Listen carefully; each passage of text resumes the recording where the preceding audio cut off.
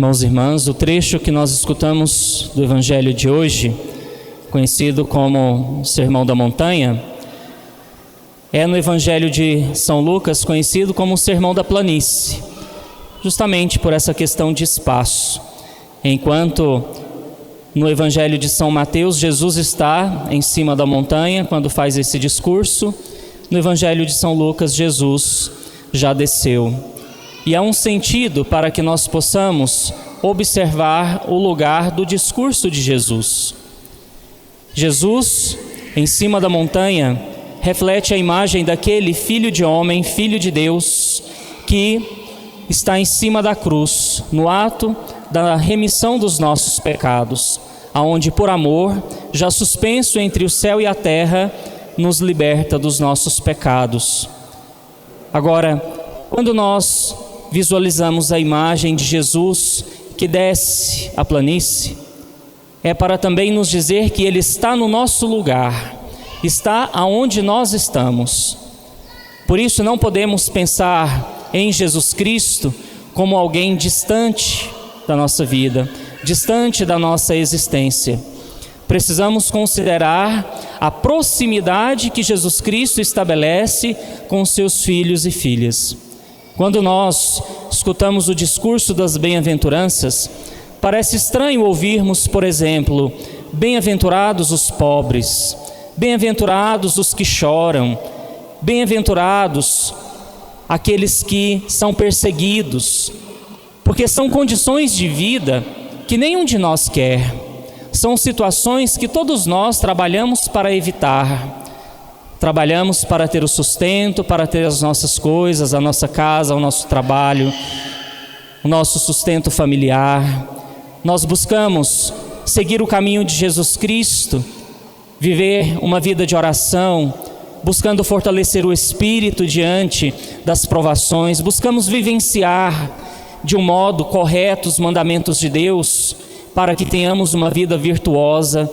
Mas por que bem-aventuradas essas pessoas que de fato passam todas essas situações na sua vida?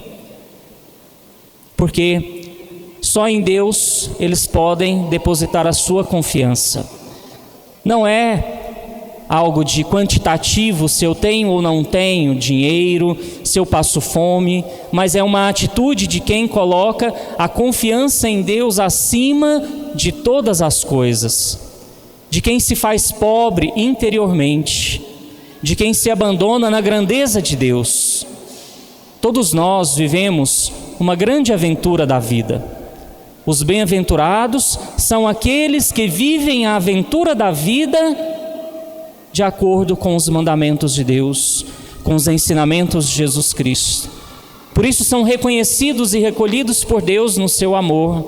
Bem-aventurados vós, os perseverantes, diante de tantas situações que colocam o nosso ser filho de Deus, filha de Deus, muitas vezes em xeque.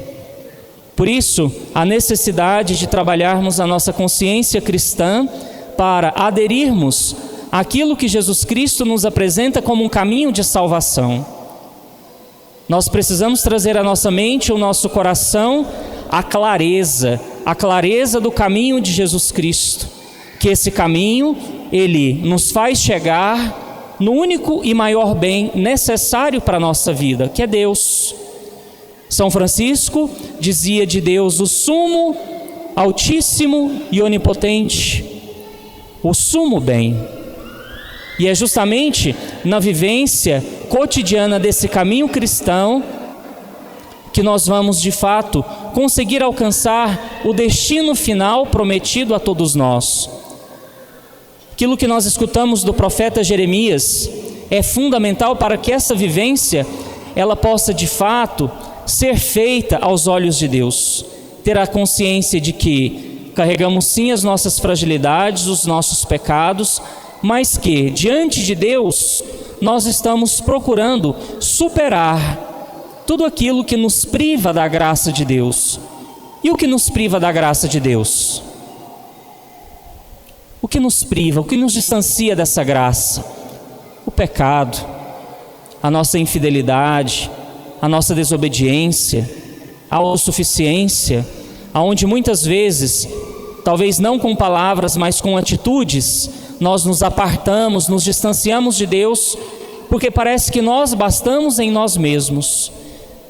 Temos toda a astúcia, toda a estratégia para lidar com as situações da vida, temos o poder, o status necessários para nos colocar em meio à sociedade, mas precisamos perceber que a única coisa que permanece em nós pode nos faltar, justamente por esta negligência diante daquilo que é próprio do caminho do Senhor. Por isso o profeta Jeremias, o que nós escutamos hoje não é uma profecia, mas um discurso sapiencial. Por isso ele diz: maldito o homem e bendito o homem. Maldito o homem que se coloca neste mundo distante de Deus. E faz a comparação, como aquela planta que cresce no deserto, longe da fonte de água viva. Não cresce, não gera frutos, está ali, apenas ali. E bendito o homem que coloca a sua confiança no Senhor. Bendito o homem que se coloca próximo dessa fonte de água viva.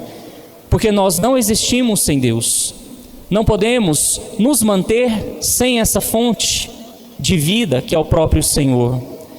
Por isso depende mais de nós hoje do que de Deus. Estarmos perto ou estarmos longe. Porque a atitude de Deus, ela já é permanente. É um Deus que veio e que se fez presente e não volta atrás.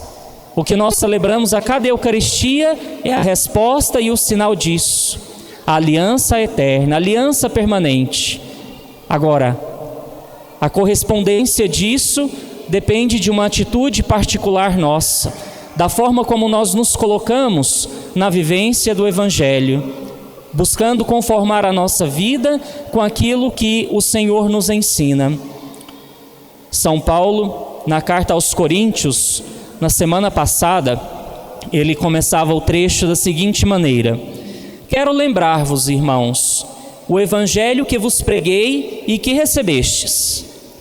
O evangelho consiste em nos apresentar, claro, todo um caminho de Jesus, mas que culmina na paixão, morte e ressurreição de Jesus Cristo. A chave para a vida eterna, a doação da vida, a vida que se renova. E aí, São Paulo, na comunidade dos Coríntios, ele encontrou muita dificuldade para que a comunidade compreendesse a respeito da ressurreição dos mortos. Aceitavam a ressurreição de Jesus, mas não a de meros homens e mulheres. E aí é onde São Paulo tenta transformar a mentalidade daquela comunidade. Se nós não podemos existir fora de Cristo, como podemos falar de vida eterna se nós não ressuscitamos com Cristo? O batismo consiste nisso: nascer em Cristo, viver em Cristo, morrer em Cristo, ressuscitar em Cristo. Nisso consiste toda a vida humana, na perspectiva do caminho cristão. Então, irmãos e irmãs, vamos buscar observar as dimensões próprias do caminho de Jesus Cristo, aquilo que é exigido a cada um de nós, para que nós sejamos também reconhecidos pelo Senhor como os bem-aventurados, como aqueles que, usando desta palavra sagrada, se colocam na vivência, no seguimento, no discipulado perfeito ao Filho de Deus, sempre com a consciência de que esse caminho nos leva à vida eterna. Então, que o Senhor nos ajude num caminho de fidelidade, obediência e de observância da palavra que nós ouvimos. Louvado seja nosso Senhor Jesus Cristo. Para sempre.